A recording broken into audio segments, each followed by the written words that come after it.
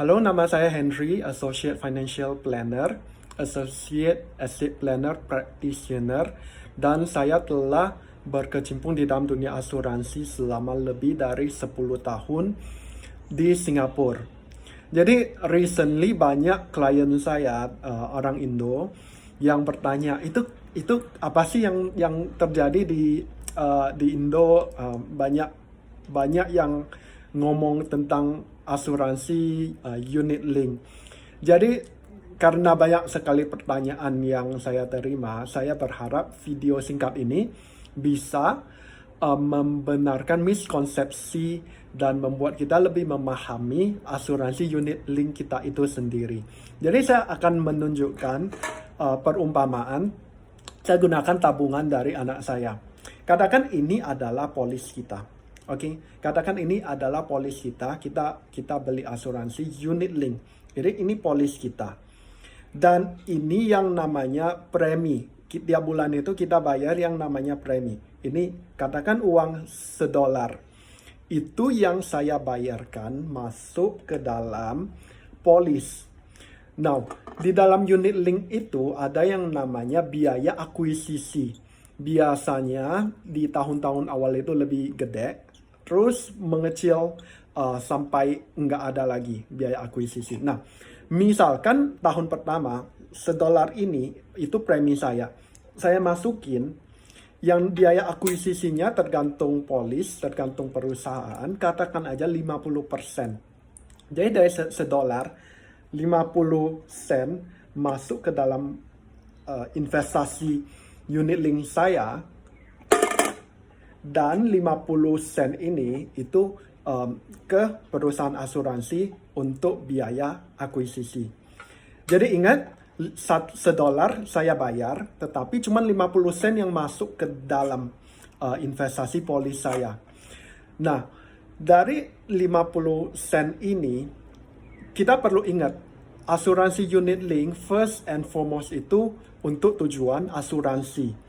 Jadi karena dia itu produk asuransi, ada yang namanya biaya asuransi. Jadi dari uang yang masuk ke dalam, bakal ada yang namanya biaya asuransi yang dikurangin setiap bulan. Katakan 10 sen ini dari polis ini dibayarkan buat biaya asuransi. Jadi ingat cuma 50 sen yang masuk ke dalam, terus dikurangin biaya asuransi.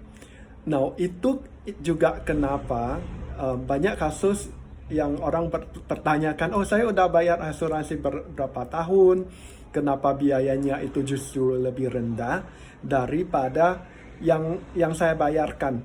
Karena pertama ada yang namanya biaya akuisisi, terus ada yang namanya biaya asuransi.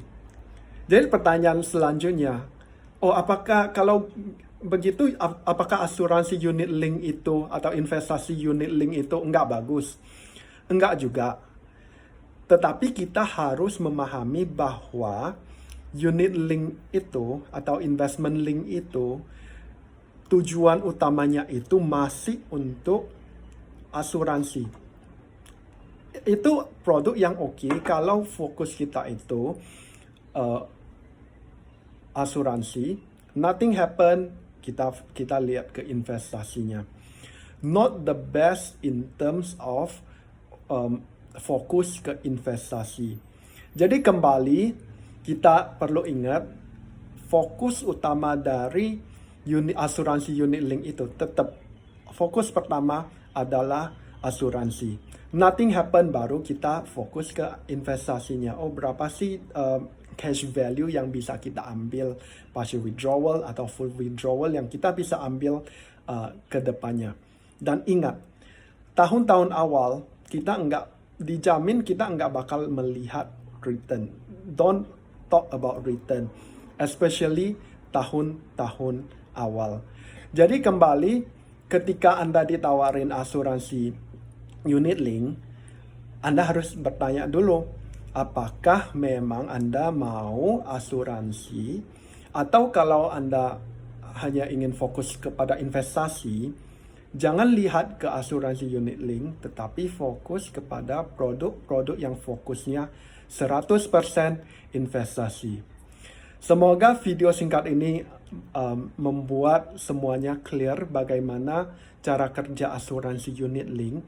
Dan saya ingin remind sekali lagi, kita harus mengerti ketika kita ditawarin produk asuransi, kita harus mengerti apa yang ditawarin dan bagaimana cara kerja produk itu sendiri.